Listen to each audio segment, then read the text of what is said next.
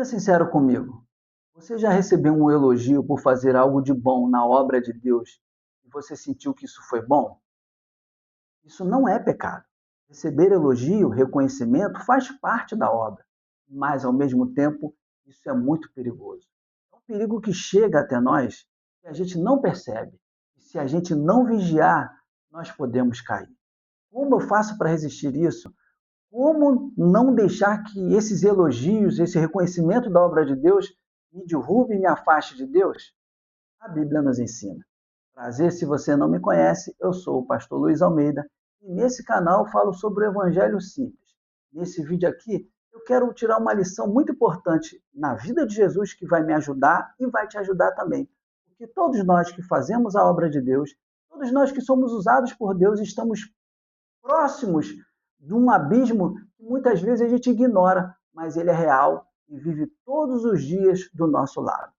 Preste atenção aqui, Lucas capítulo 5, o versículo 15 e o versículo 16 diz assim: Porém a sua fama, o quê? A sua fama se propagava ainda mais, e ajuntava-se muita gente para o ouvir e para ser por ele curada das suas enfermidades. Versículo 16. Porém ele retirava-se para os desertos e ali orava. O contexto da passagem aqui, Jesus curou um leproso. Marcos, relatando a mesma passagem, diz que no versículo 45 ele faz algo que Jesus pediu para ele não fazer. Aqui em Lucas, está no versículo 14, no início diz assim: ordenou-lhe que a ninguém o dissesse. Jesus curou o leproso e pediu para ele não dissesse para ninguém, a não ser cumprir o que a lei dizia. Só relatado por Marcos que esse leproso ele vai e conta para as pessoas. É por isso que no versículo 15 aqui diz: porém a sua fama se propagava. As pessoas ficaram sabendo que aquele leproso foi curado e todo mundo queria receber cura. Todo mundo queria tocar em Jesus. O início dos versículos em Marcos fala sobre as pessoas até se jogarem até Jesus e também Jesus pedir para os discípulos separarem um barco porque ele muitas vezes não conseguia andar. Todos querendo receber algo de Jesus, só que a multidão aqui, de forma geral, porque tinha gente que queria ser curado, outros que queriam ser ouvido, outros também que queriam ouvir, também tinha aqueles que queriam fazer de Jesus, toda a multidão queria, de certa forma, isso, fazer dele um rei terreno. Era reconhecimento do que tinha de Jesus. Mateus também fala lá no final do Sermão do Monte que as pessoas se admiravam do que ele falava, ou seja, o que ele fazia trazia reconhecimento das pessoas. E as pessoas queriam, elas estavam carentes, elas tinham essa necessidade, da mesma forma que as pessoas de hoje em dia. O ser humano ele é carente, o ser humano ele precisa de alguém que é referencial, de alguém que cuide dele. E na obra de Deus, você que é pastor, você que é líder, você que é obreiro, você que dá uma aula na escola bíblica dominical, você que dá um bom dia, você que prega para alguém do amor de Deus, você se torna um referencial, você se torna alguém não só de referência, mas alguém que a pessoa confia, que sabe que pode vir algo de Deus. E por isso é normal, pela carência das pessoas, ainda mais num mundo tão caótico que nós vivemos, principalmente sem relacionamento, um mundo que as pessoas não têm mais amor, carinho, como a Bíblia mesmo disse que aconteceria nos finais dos tempos, as pessoas se apegam e elas passam a nos admirar e também a nos elogiar pelo aquilo que nós fazemos, que na verdade é capacitação da obra de Deus. Jesus, ele é o Rei dos Reis. A Bíblia diz isso. Só que ele não veio naquele momento para ser o rei de Israel. Ele não veio para ser um rei terreno. E as pessoas queriam que ele fosse um rei terreno. Mas será que ele foi tentado por isso? O que você acha? Escreve aí no comentário. Será que Jesus foi tentado a ser rei? Será que ele, essa proposta de colocá-lo como rei de Israel naquele momento, como rei terreno, isso tocou o coração de Jesus? Bom, a Bíblia não diz isso literalmente, só que a Bíblia diz um detalhe muito importante, está em Hebreus, está aqui marcado na minha Bíblia, mas você pode acompanhar, que eu vou botar aí na tela para você.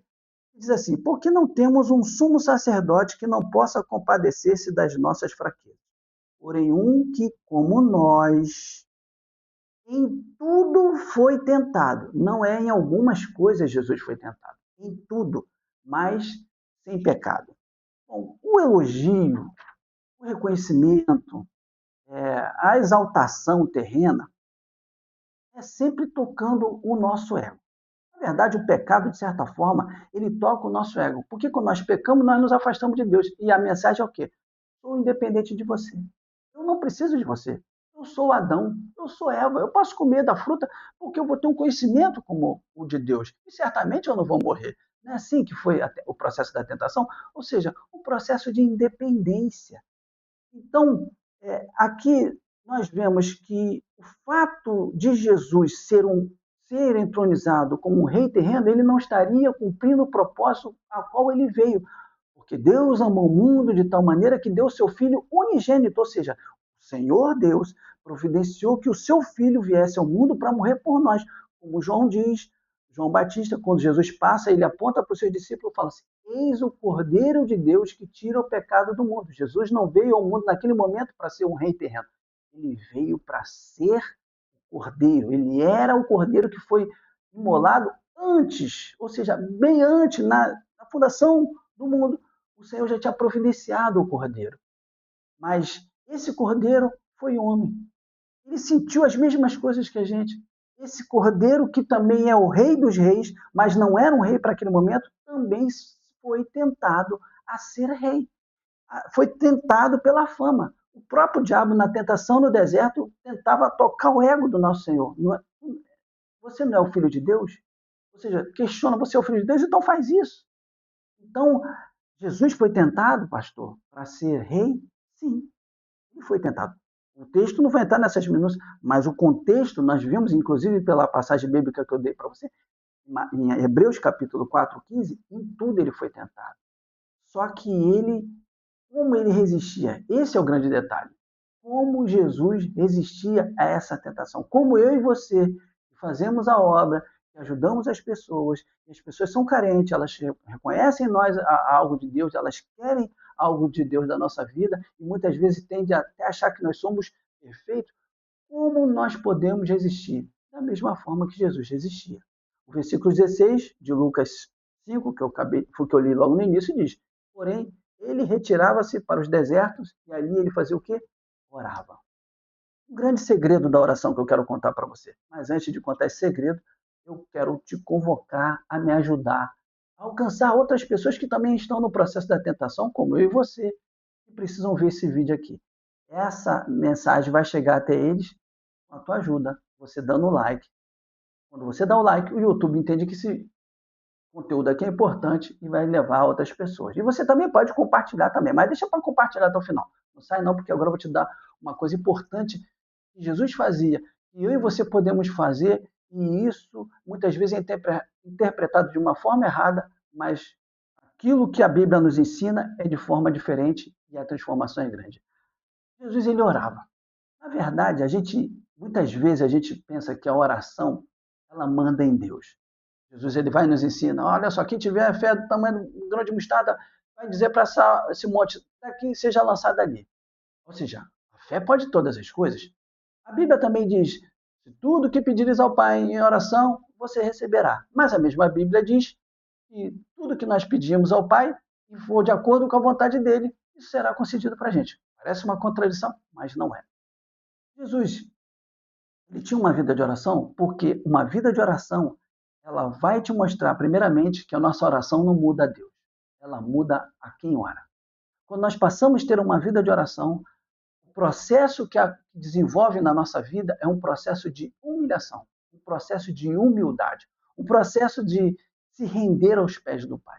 Porque quando mais a gente ora, a gente começa a entender os propósitos dele. E aí, ligado nos propósitos dele, quando a gente vai pedir ao Pai, aí a gente começa a entender tudo que pedir será concedido, mas ao mesmo tempo segundo a vontade dele. À medida que nós oramos, nós vamos compreendendo a vontade do Senhor por causa da nossa intimidade. E aí tem coisa que a gente vai pedir e a gente vai entender, opa, isso aqui Deus não vai me dar, porque não é propósito dele. Deus não vai fazer isso aqui porque não é a hora. Da mesma forma que não era a hora de Jesus ser o rei dos reis ali naquele momento, ele não era para ser um rei terreno, ele é um rei acima de ser um rei terreno. Então, para Jesus resistir à tentação da fama que os homens queriam entronizá-lo no tempo que não era o tempo de Deus, Jesus ele se retirava para orar. E à medida que ele orava, cada vez mais ele estava próximo do Pai, cada vez mais ele mantinha a humildade dele no momento certo, e nada poderia tocar o seu ego, porque o ego dele estava subordinado à vontade do Pai. Então, se eu e você não queremos sucumbir ao reconhecimento humano, à fama humana, ao desejo humano de ser reconhecido e automaticamente nos afastarmos do Pai, nós precisamos aprender com Jesus. Precisamos ter uma vida de oração. Precisamos recorrer ao deserto, ou seja, a estar sozinho com Deus. Precisamos nos afastar muitas vezes desse assédio humano. E isso, com certeza, só conseguiremos se nós orarmos. Se esse vídeo já falou com você, já mexeu na tua vida e já te deu um norte para o que está acontecendo na tua vida, considere se inscrever nesse canal. Além de se inscrever, ativa o sininho, porque quando eu lançar um novo conteúdo, você vai ser abençoado. Nesse canal aqui eu falo sobre o Evangelho simples. Teologia sim, Bíblia também, com certeza, mas principalmente de uma forma simples que você possa colocar em prática diariamente. Se você ainda não deu like, me ajuda aí, né? Dá um like aí. E aproveita, compartilha esse vídeo lá no grupo da família, no grupo do trabalho. Tem pessoas que estão lutando igual a você e muitas vezes elas não compartilham, não falam o que estão sentindo. Mas quando você compartilhar esse vídeo, ela vai dizer para você, obrigado, porque você foi usado por Deus também. Agora, se você quer crescer mais no Evangelho simples, de forma prática, é só você clicar nesses vídeos aqui, ó, e com certeza Deus vai te abençoar e você vai crescer cada vez mais. Bom, por enquanto é só clicar aqui, nós voltamos e continuamos esse bate-papo lá em alguns segundos.